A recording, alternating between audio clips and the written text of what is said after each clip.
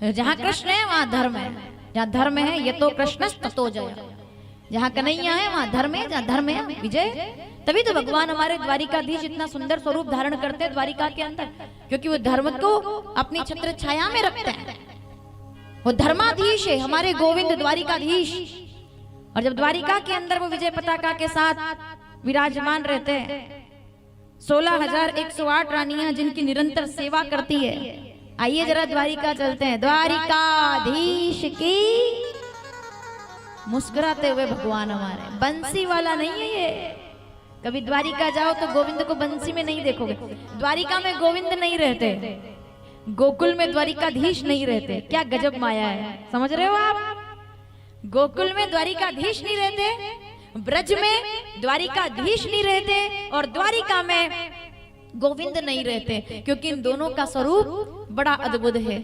क्योंकि गोकुल में बंसी वाला है, सुदर्शन वाला नहीं है, और द्वारिका में सुदर्शन वाला है, बंसी वाला नहीं है। जहाँ बंसी छोड़ करके जब वो ऐश्वर्य वाले सुदर्शनधारी बन जाते हैं, शंख चक्र गदा पद्म ये ऐश्वर्य है उनका, लेकिन जहाँ ऐश्वर्य को छोड़ करके वो ग्वाला बन करके आते हैं, ऐसे गोविंद को हम लोग प्रणाम करते हैं कि भैया द्वारिका के राजा को तो दूर से नमस्कार है, लेकिन गोकुल के ग्वाले को प्रेम से नमस्कार है, क्योंकि वो प्रेम रूप भगवान है। समझ में आ रही है बात? प्रेम रूप कन्हैया जो प्रेम रस पूर्ण है। द्वारिकाधीश ऐश्वर्य वाले, गोविंद प्रेम वाले हैं।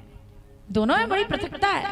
16,108 रानियां भगवान की सेवा में। रुक्मणी जी से कल विवाह हुआ है, हमने देखा है। रुक्मणी मंगल, सत्यभामा, जामवंती और ऐसी कितनी रानियों से भगवान ने जब विवाह किया। नरकासुर का वध कर दिया भगवान ने। अब मैं आपको कथा की ओर लेकर के जा रही हूँ, सावधानी से सुनना। नरकासुर भौमासुर का वध किया तो 16,000 दासियां भगवान ने मुक्त करा दी, जिसको नरकासुर ने 16,000 राजकुमारियों को, रानियों को दासी बना लिया था, माताओं। अब वो जब नरकासुर मारा गया तो वो सब दासियां भगवान की शरण में आ गई कि अब हम ना तो घर जा सकती हैं, क्योंकि हम किसी की दासी बन करके रही है इतने वर्षों तक, हमारा क्या होगा?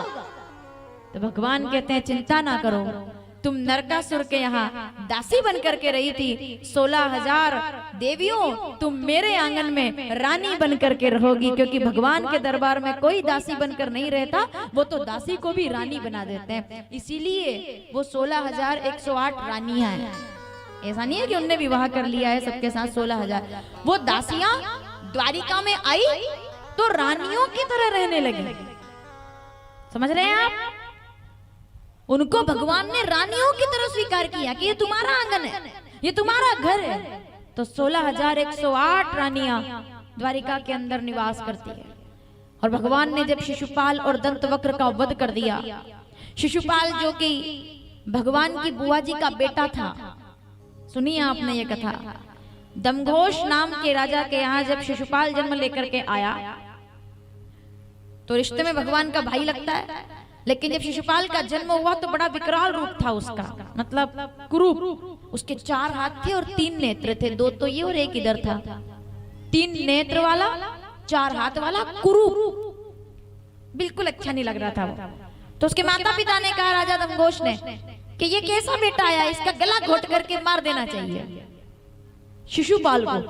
कि लोग क्या कहेंगे इसको देखकर, ऐसा बेटा, इसका गला घोट कर मार दिया जाए।